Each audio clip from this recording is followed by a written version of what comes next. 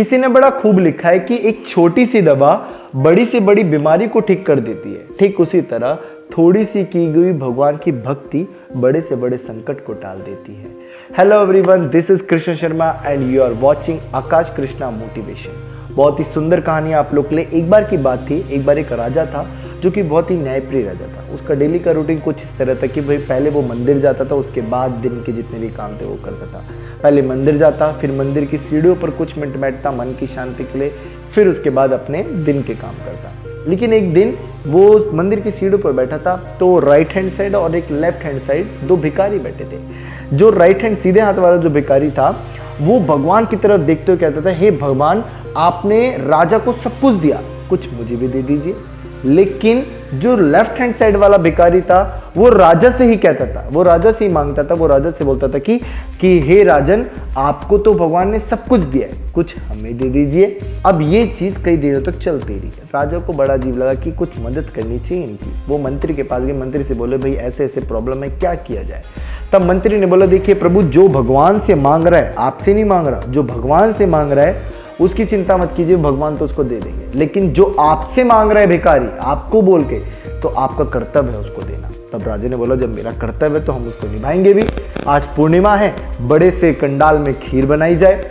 अब स्वादिष्ट सी खीर बनाई गई, खूब सारी नगर में बटी, और एक बड़ी सी कटोरी में, गहरे बड़े कटोरे में उस भिखारी को जाके लाके दी। अब वो कटोरा थोड़ा बड़ा था तो उस राजा ने बोला कि इस बड़े कटोरी में कुछ सोने के सिक्के डाल देना, ताकि अंत में उसको जब सोने के सिक्के मिले तो उसका जीवन खुश हो जाए, वो भी अमीर बन के खूब अपना कमाए खाए। अब उसके पास कटोरा जाके सिपाहियों ने दे दिया। वो बोल रहा है कि राजा का बड़ा धन्यवाद। वो खा रहा है और सामने उसके जो भगवान से प्रार्थना करता था सीधे हाथ वाला भिखारी, उसको बोलता है कि देखो, तुम भगवान से मांगते हो, तुम्हें कुछ नहीं मिला, मैंने राजा से मांग रहा, देखो कितनी बढ़िया खीर आगे मेरे लिए।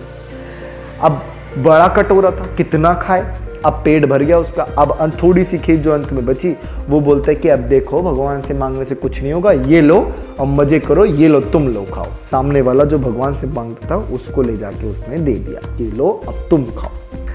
अब वो खाकर उसको सोने के सिक्के मिले, जो भगवान से मांगता था उसको सोने के सिक्के मिले, वो खा पी के अपना चला गया। अब राजा अगले दिन आया, राजा ने देखा कि भाई सीधे हाथ वाला भिखारी नहीं है, जो जिसको खीर दी थी वो आज भी भीख मांग रहा है। राजा ने बोला कि भाई खीर मिली थी तुम्हें? बोले बहुत स्वादिष्ट थी खीर, बल्कि बच भी गई थी तो जो भगवान से मदद मांगता था ना, जो आगे सामने मेरे बैठा था, जो भगवान से मांगता था, आपसे नहीं मांगता था, बल्कि मैंने उसको भी दे दी। तब राजा ने बोला, वाकई में भगवान ने उसकी मदद कर दी है। तुम्हें पता है उस खीर के अंत में क्या था? उस खीर के अंत में मैंने खूब सारे सोने के सिक्के डाले थे, तुम्हारे लिए डाले थे। लेकिन वो जो भगवान से मांगता था, भगवान ने उसकी पुकार सुनकर वो तो अमीर बन के अपना चल रहा है, मौज कर रहा है।